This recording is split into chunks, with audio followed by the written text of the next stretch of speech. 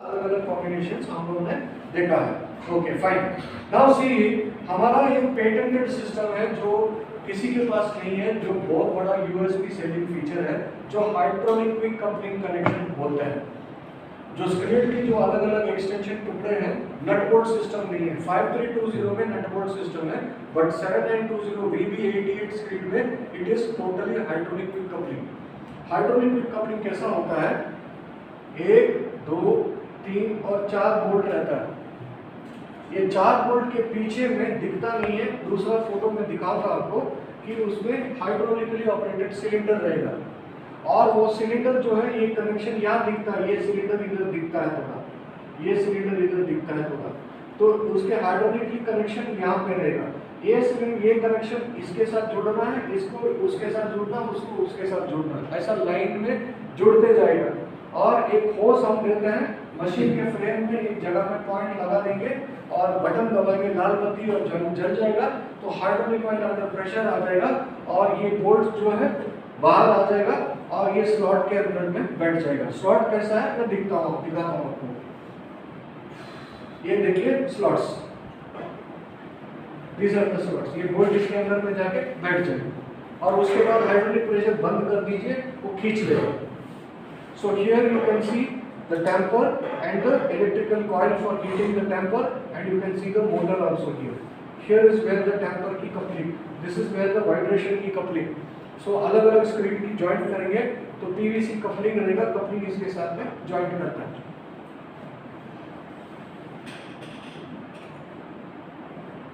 Here you can see the screed base plate, tamper bar एकदम clearly visible है, इसमें electrical connection also is very much visible. Number 6 number जो है vibration shaft, 7 number जो है tamper shaft.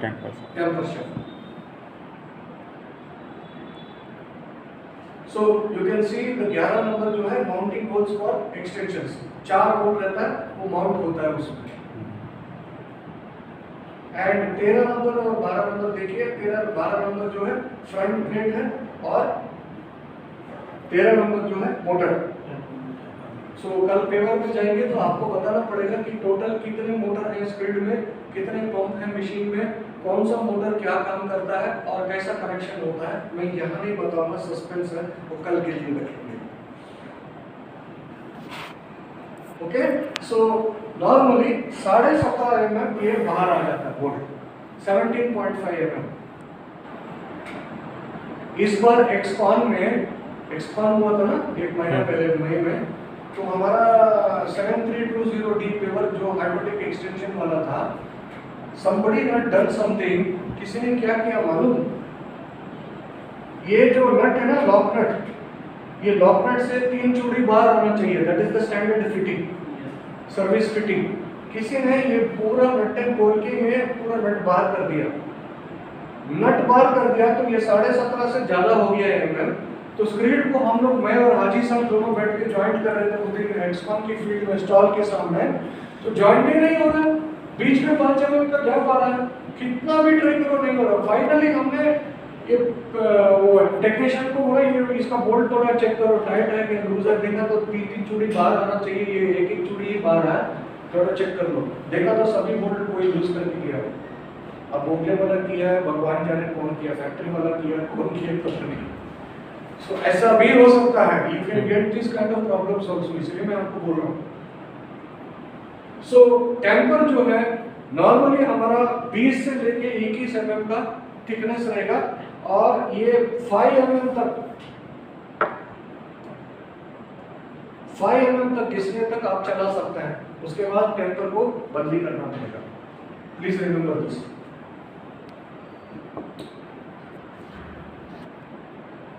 क्या life रहता सर ये 5 पंप इसमें कुछ नहीं करता? No, that's a good question. Screed base plate, auger, flights, damper bar और कन्वेयर का गार्ड प्लेट और कन्वेयर की बेस प्लेट, ये सब वेयर पार्ट्स आइटम है, इसमें कोई वारंटी नहीं रहता है। Point number 1।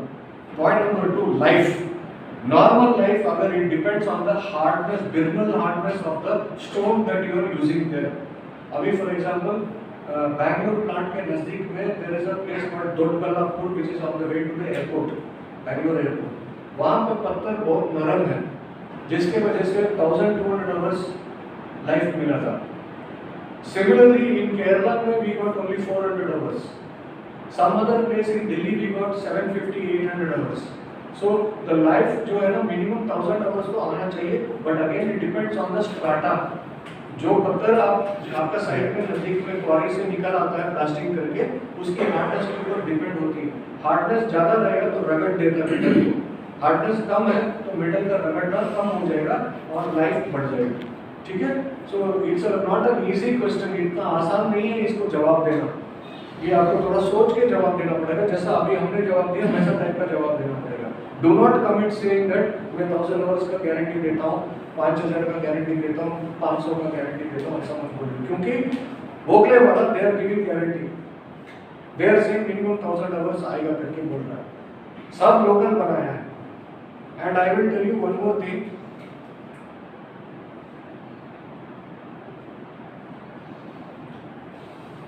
ये ऑगर सपोर्ट बेरिंग है ना,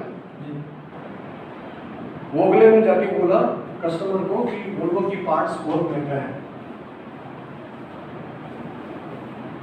मशीन वोगले का भी है वोल्वो का भी है, दोनों को ऑगर बेरिंग खराब हो गया सेम टाइम, 2-3 हजार घंटा दोनों मशीन चल चुका था।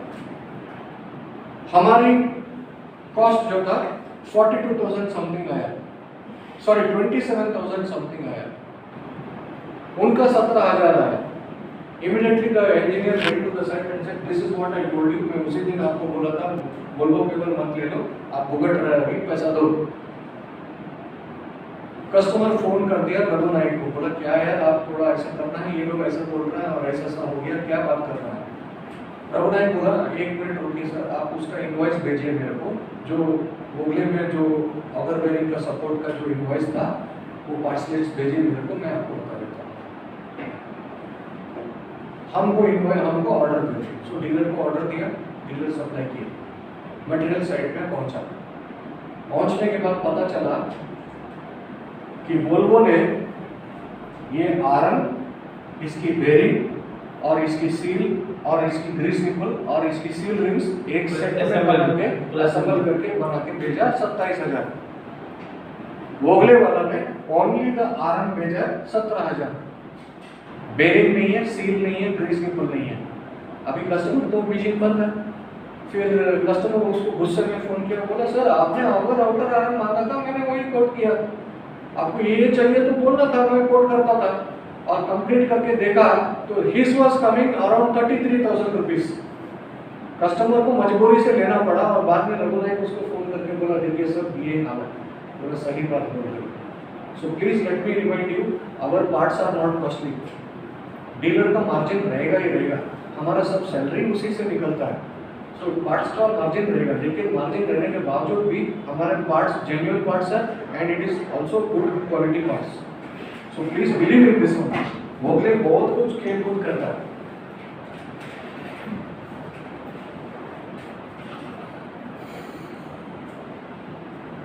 Can you see the cylinder here?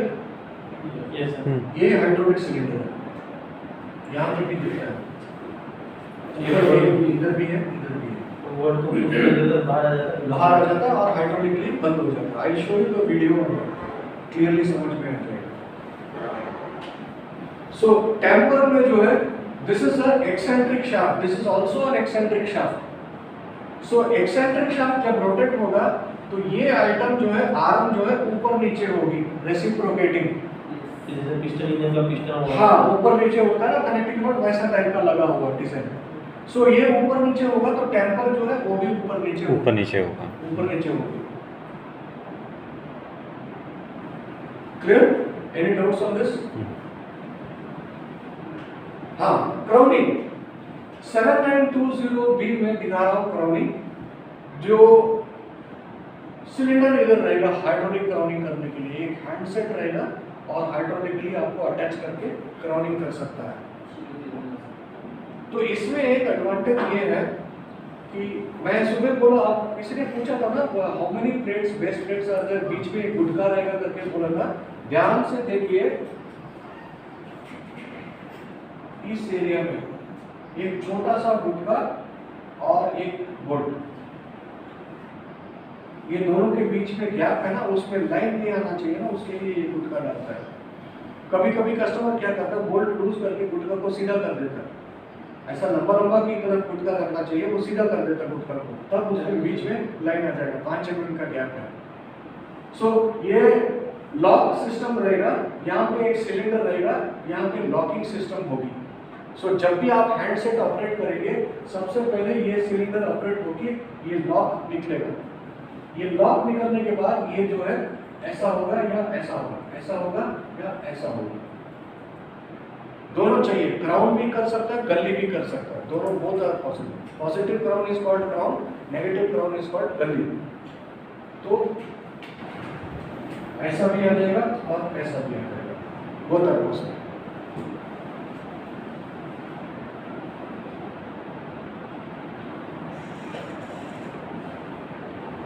Yes,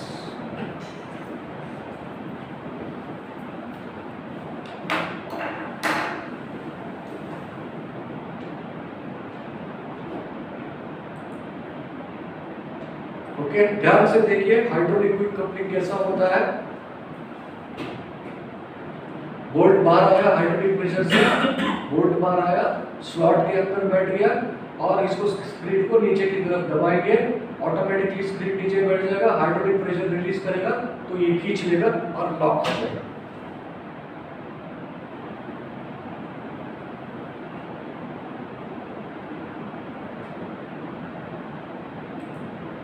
sir वो टेम्पर सॉफ्ट और वाइब्रेशन सॉफ्ट एक बार और देख लीजिए। बोल्ट बाहर आ रहा है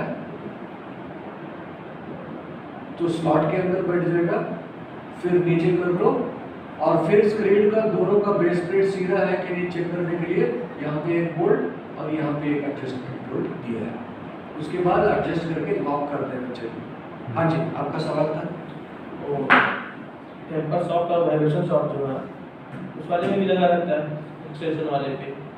हाँ, वो मेल और फीमेल कनेक्टर रहते हैं दोनों एक दूसरे पे, इसका जैसे हाँ एक कपलिंग रहेगा, लंबा कपलिंग ऑटोमेटिक वो फिट हो जाता है कि रोटेट करना पड़ता है या ऑटोमेटिक एडजस्ट हो जाता है? हाँ, उसमें अच्छी बात बोला, अच्छी बात बोला।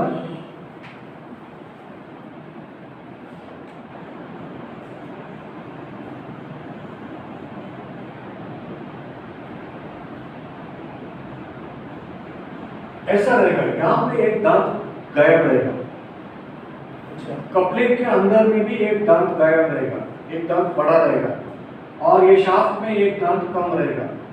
तो उसी पोजीशन में दांत टू दांत, मेल टू फीमेल बैठना पड़ेगा, उल्टा सीधा नहीं बैठेगा। एरो मार्क रहता है उसके। एरो नॉर्मली क्या है, एरो कोई नहीं देखता क्योंकि हमारा सर्विस वाला को ये चीज़ ऑलरेडी पता है कि दांत टू दांत मैच कर देंगे तो लग जाएगा। 1 मिनट की तो बात है और एक स्क्रू ड्राइवर चाहिए और लॉक लगाने के लिए। सो एरो गेरो कोई देखने जाता नहीं।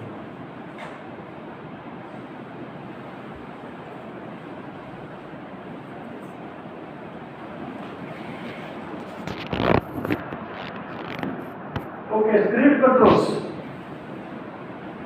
सो सबसे पहले 5320B सीरीज में एक्सटेंशन इन और एक्सटेंशन आउट, उसके बाद tow point up and down, फिर ऑगर ओवरराइड।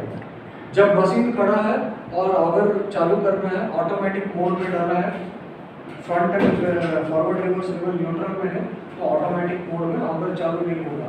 लीवर फॉरवर्ड में डालेंगे तभी ऑगर चालू होगा। The function is called liver dependent और लीवर इंडिपेंडेंट। लीवर इंडिपेंडेंट मतलब मैनुअल मोड, लीवर डिपेंडेंट मतलब ऑटोमेटिक मोड। क्लियर? ये आप लोग ट्रेनिंग अटेंड किए होंगे ना, बात किया होगा ना? हाँ, ओके। उसके बाद एक अलार्म बटन या हॉर्न बटन जो ऑपरेटर से कम्युनिकेट करने के लिए। एंड फाइनली इसके बारे में हमको बोलने की जरूरत नहीं है, ये इमरजेंसी स्टॉप, सब चीज बंद हो जाएगा, इंजन भी बंद हो जाएगा, हाइड्रोलिक इलेक्ट्रिकल सब चीज बंद हो जाएगा। एंड यहाँ पे लेवलिंग सेंसर की लेवलिंग कंट्रोलर बैठेगा। So depending on the model, या तो स्लॉट रह के बैठाना पड़ेगा या तो मैग्नेट रहेगा, मैग्नेट से बिठाना पड़ेगा। Next we come to screed heating system. इस तरह की हीटिंग नहीं किया जाता है। स्क्रीड हीटिंग किसके लिए चाहिए? हाँ आप बोलिए। मटेरियल जो हम ले करते हैं उसका अगर टेम्परेचर कम हो गया होगा वो टेम्परेचर को मेंटेन करने के लिए। Oh very fantastic, good answer, correct sir, that is logic. Pandey ji, ये सब मटेरियल को हीट करने के लिए। मटेरियल हीट करने के लिए। वर्मा जी, स्क्रीड ज़्यादा कुछ तो लॉजिक होगा ना, आप स्क्रीन प्लेट को क्यों गर्म कर रहे हो? एक्चुअली सर वही टेम्परेचर मेंटेन करने के लिए, टेम्परेचर बीच में कहीं मतलब कुछ मटेरियल कम ठंडा होगा ज़्यादा तो हो। कम ज़्यादा हो तो उसको बैलेंस करने के लिए। मटेरियल पे चिपके ना चिपके, हाँ। वो हीट बना रहेगा तो चिपके। आपका क्या है जी? कन्वेयर से जो मटेरियल होगा से टेबल से मटेरियल आया होगा अपने कन्वेयर के थ्रू जाता है तो उस पीरियड में टेम्परेचर पूरा डाउन होता है और वो मटेरियल बाउंडिंग चालू कर देता है, उसके लिए उस टेम्परेचर को मेंटेन करने के लिए वहाँ हीटिंग करके उसको दोबारा से कर सकते हैं। Can you give a big hand to him, please? Please, yes, don't give him a big hand. Don't stand it. Very nice. Thank you. He has given the right answer. सुबह सुबह अगर हम जब पेविंग चालू करने जा रहे हैं तो सबसे पहले लोड आता है, इन्होंने बहुत सही बात बताया, पहले हॉपर, टिपर से हॉपर, हॉपर से कन्वेयर टनल, कन्वेयर टनल से ऑगर टनल, ऑगर टनल से स्क्रीड के नीचे। जब स्क्रीड के नीचे आता है तो माल की टेम्परेचर एनीवेयर बिटवीन 110 से लेके 130 से 135 तक तो रहेगा, लेकिन स्क्रीड की प्लेट जो है ना, अभी बाहर का जो तापमान है वो तापमान उसके नहीं रहेगा, according ठंडा रहेगा। तो ठंडा माल और गर्म माल के साथ में टच होगा तो पत्थर जो है चिपक जाएगा, क्योंकि वहाँ डांबर ठंडा हो जाएगा। And you know asphalt is a binder agent, ठंडा होगा तो गाढ़ा हो जाएगा, विस्कोसिटी बढ़ जाएगी। बढ़ जाएंगे। सो माल चिपक गया तो पत्थर चिपक गया तो उसके बाद आप स्क्रीड को फ्लोटिंग करके लेके जाएंगे तो चिपका हुआ पत्थर जो है एक लाइन डाल देगा, रफ फिनिशिंग दिखा देगा, जो कंप्यूटर में निकाल सकता है लेकिन शैडो रह जाएगा। So we don't want that. So हमारा मकसद ये है, सबसे पहले लोड आने से 15 मिनट पहले या 20 मिनट पहले स्क्रीड को चालू करना और स्क्रीड हीटिंग को चालू करना। स्क्रीड हीटिंग को चालू करेंगे तो तब जाकर के मटेरियल जैसा आते आते स्क्रीड ऑलरेडी मटेरियल की टेम्परेचर में 150 डिग्री में मैच होना चाहिए, तब जाकर के मटेरियल चिपकेगा नहीं। क्लियर? नेक्स्ट, स्क्रीड हीटिंग दो किस्म की होती है। पहले डीजल हीटिंग था, VB78 स्क्रीड में डीजल बर्नर था। देन VB76, VB78 आया जो LPG गैस का इस्तेमाल करने लगा। Omni-5 स्क्रीड आया जो इसमें LPG गैस इस्तेमाल हुआ। फिर अभी VB88 आया और Omni-5 का न्यू वर्जन है जिसमें इलेक्ट्रिकल हीटिंग चालू हुआ। So electrical heating is good for us. Gas heating में क्या है, खतरनाक चीज है क्योंकि आग लगा रहा है, कभी भी बर्स्ट हो जाएगा, कुछ भी ब्लास्ट हो जाएगा, होस के थ्रू से जा रहा है। हमारे घर में भी गैस जलता है, चूल्हा गैस की, उसके पीछे सिलेंडर से एक ऑरेंज कलर का होस आता है या ग्रीन कलर का होस आता है, वो चलते चलते फट गया तो एकदम सिलेंडर ब्लास्ट हो जाता है। सभी एक्सीडेंट्स हुआ है। So similar accidents can happen. इसलिए वोल्वो वाला ने क्या किया, they have improved the design, gas को बंद करके अभी इलेक्ट्रिकल हीटिंग स्टैंडर्डाइज कर दी। 5320D और 5320B में इलेक्ट्रिकल हीटिंग में थोड़ा सा अंतर है। 5320B में सुबह मैंने बताया था, standard diesel heating system with timer, LPG gas heating system with ATIC automatic temperature ignition control system and finally electrical heating. So 5320B में B सीरीज में ATIC सिस्टम, D सीरीज में yes, can you tell me, do you remember, याद है D series में क्या, ये automatic system को क्या बोलता है?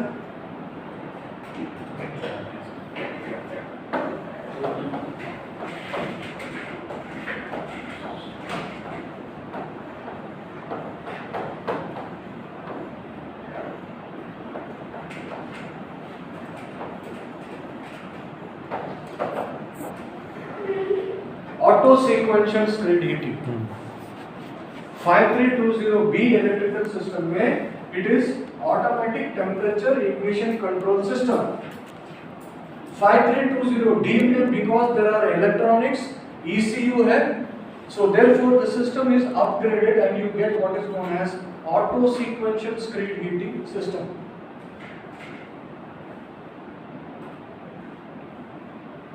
जिसने मेरा पेपर का 5320D का ट्रेनिंग अटेंड किया होंगे उसको याद होगा ऑटो सीक्वेंशियलिटी के बारे में 2-3 स्लाइडें में डाला था।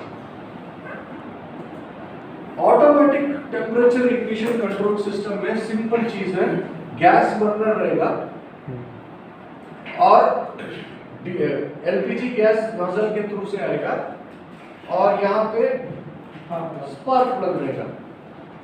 ये तीनों को कंट्रोल करने के लिए एक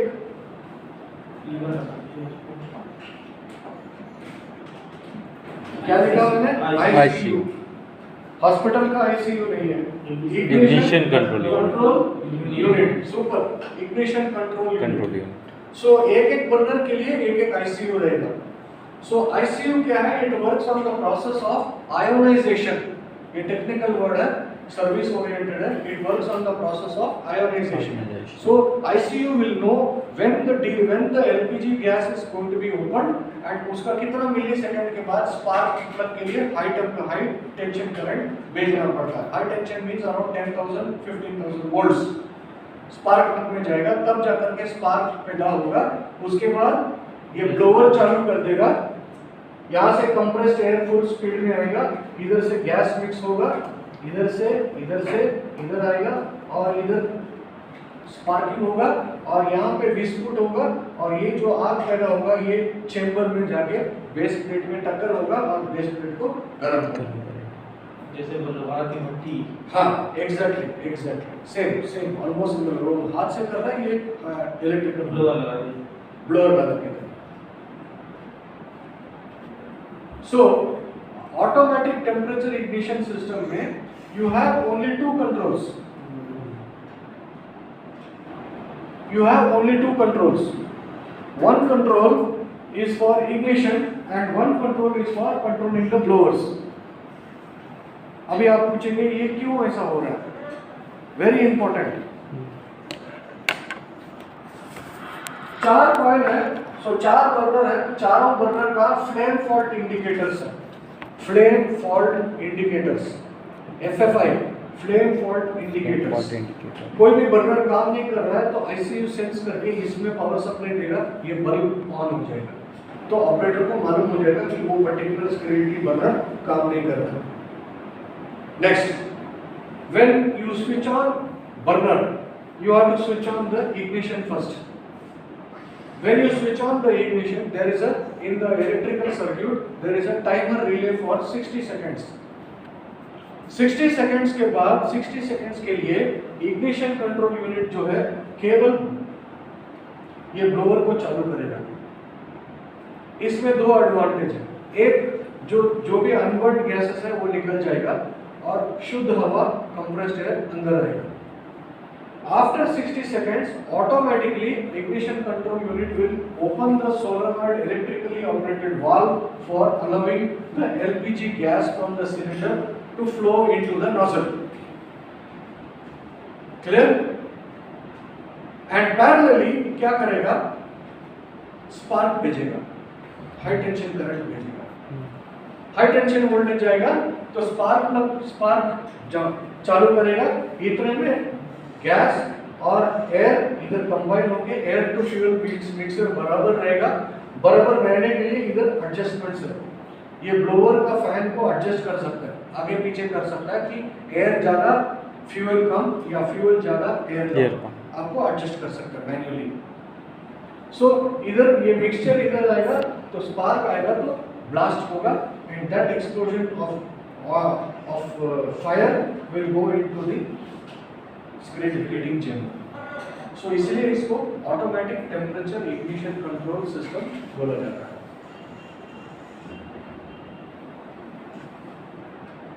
Here you can see where the nozzle and spark plug, and ये बोलते हैं ignition control unit, और ये गैस का वाल्व को कंट्रोल करने के लिए इलेक्ट्रिकली ऑपरेटेड सोलेनॉइड, और इसकी सप्लाई इसके थ्रू से आएगा। और ये वायर जो है ना हाई टेंशन वायर है, उसका भी स्पार्क इसी ignition control unit से देगा। इसकी ट्रबल शूटिंग करना बहुत आसान है। मान लीजिए कोई भी एक बर्नर का लाइट ऑन हो गया, that burner is not working, या तो ये वाल्व काम नहीं कर रहा होगा, या तो ये आईसीयू इटसेल्फ खराब हो गया होगा, या तो ये ब्लोअर काम नहीं कर रहा होगा, या तो ये स्पार्क प्लग खराब हो गया होगा। इतना ही ऑप्शन है, करेक्ट, सिंपल लॉजिक। सो दूसरा जो चलने वाला बर्नर का एक एक आइटम इंटरचेंज करके देखेंगे, 5 मिनट में मालूम पड़ जाएगा कि कौन सा कंपोनेंट खराब हो गया, एंड देन ऑर्डर कर दो। Troubleshooting is easy here, but when it comes to electrical screed heating, it is like this. Screed की बेस प्लेट के अंदर में कॉइल लगाया रहता है। नॉर्मली 3 कॉइल्स रहेगा, 2 coils for the screed heating and 1 coil for temperature measurement, बराबर है, टेम्परेचर सेंसर की वायर। क्योंकि ECU को एनी टाइम मालूम होना चाहिए कि बेस प्लेट में क्या टेम्परेचर चल रहा है। So when you have auto sequential heating, what happens is, initially factory fitting में हम लोग स्क्रीड हीटिंग जो है 150 डिग्रीज को सेट करके जाता है। नॉर्मली कस्टमर क्या करता है, 135 में करता है, क्योंकि नॉर्मली लोड 135 में आता है उनके पास, but it is a good practice to keep it at 150। 10 या 15 मिनट पहला लोड आने से पहले अगर आप स्क्रीड हीटिंग, इलेक्ट्रिकल हीटिंग चालू करेंगे, जनरेटर चालू करेगा, जनरेटर जब चालू होगा तो ऑटोमेटिकली करंट पैदा होगा। करंट पैदा होगा तो करंट जो है ये कॉइल में पहुंचेगा तो कॉइल गर्म होना शुरू होगा, और 15 मिनट में सभी का सभी तीनों का 3 कॉइल फुल गर्म हो जाएगा। नाउ पहला लोड आया, आप इसको मैनुअल मोड में चला सकते हैं या ऑटोमेटिक मोड में चला सकते हैं। मैनुअल मोड में चलाना है तो पहले 3 या 4 लोड खत्म करने तक मैनुअल में चला के रखो, और उसके बाद मैनुअली उसको ऑफ करना पड़ेगा स्क्रीड हीटिंग, क्योंकि 3 या 4 लोड पहुंचने के बाद स्क्रीड हीटिंग वो उसी का टेम्परेचर पहुंचा जाता है। But that is not a good practice, क्योंकि मेनी टाइम्स ऑपरेटर बिजी रहेगा, वो स्क्रीड हीटिंग कंटिन्यूअसली चलते रहेगा, डीजल मिलते रहेगा। So we don't want that. Our USP is fuel consumption. कुछ नहीं होगा, स्क्रीड प्लेट हीट रहेगा, लेकिन ज्यादा हीट हो जाएगा क्योंकि उसका कट ऑफ रहता है ना। आप 135 में सेट किया तो माल भी 135, ये भी 135 है, कोई फर्क नहीं पड़ेगा। लेकिन जनरेटर चालू करते रहेगा तो जनरेटर तेल पिएगा, बिल्कुल डीजल पिएगा, डीजल लोड आ रहा ना मशीन के ऊपर। 33 किलोवाट या 25 किलोवाट का जनरेटर चलाना मामूली बात नहीं है। उसके लिए हाइड्रोलिक पंप है, इलेक्ट्रिकल कंट्रोल वाल्व है, और उसके लिए एक मोटर है, वो हाइड्रोलिक हॉर्स पावर कंज्यूम करेगा। सो डीजल की कंजम्पशन बढ़ जाएगी। So that is why you have to put it in automatic mode. Automatic mode को टेक्निकल नाम है auto sequential heating system, screed heating, auto sequential screed heating system. Okay, now what do you mean by this? बड़े-बड़े शब्द इस्तेमाल कर रहा हूं अंग्रेजी में, ये कोई बड़ी बात नहीं है, सिंपल सा फंडा। वो जब प्लेट ऑटोमेटिक जब सेटअप कर देंगे अपन, जब प्लेट ठंडा हो जाएगा, माल ठंडा होगा तो ऑटोमेटिक वो जनरेट चालू हो जाएगा, फिर सब हीट में आके ऑटोमेटिक फिर बंद हो जाएगा वो। Yes, basically you are correct, लेकिन इसमें एक ट्विस्ट है, कहानी में एक ट्विस्ट है। मान लीजिए 3 कॉइल है, तीनों कॉइल 135 में रहेगा, और आपने सेट किया 135, तो ऑटो सीक्वेंशियल हीटिंग क्या करेगा, तीनों कॉइल का हीटिंग बंद कर देगा। नीचे में भी कॉइल 135 है।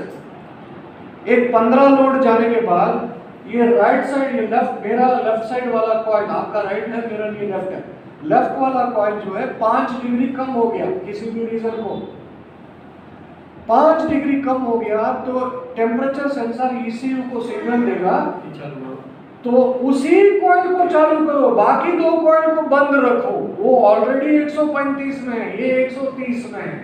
सो केवल ये एक ही कॉइल को चालू करेगा, which means load on the engine is highly reduced. Very good fuel economy.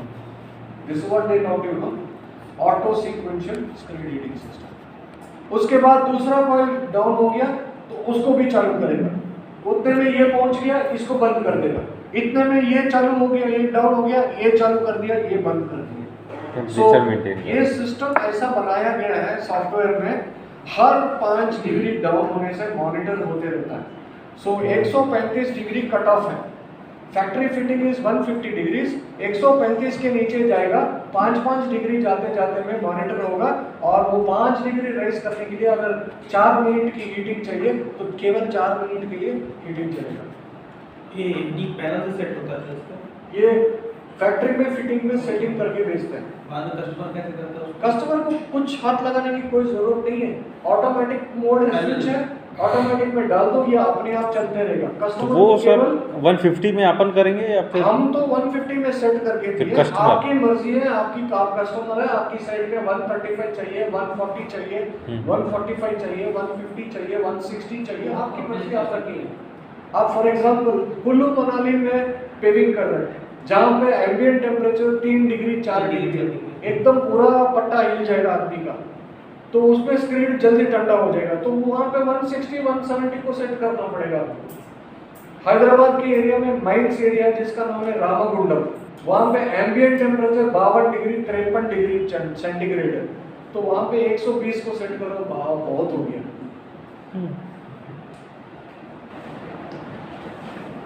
So this is called auto sequential screen heating system. Any doubts on this? Clear? So this is how it looks like. You can see the camper coil and you can see the screen heating coil. तीसरा number में sensor है क्या sir? कौन सा? तीसरा number 3 number sensor की connection. Yes. 4 minute में जैसे ये 135 पहुंच गया तो फिर ऑटोमेटिक बंद हो जाएगा। बंद हो जाएगा। उसके लिए पावर सप्लाई बंद हो जाएगा। बंद हो जाएगा।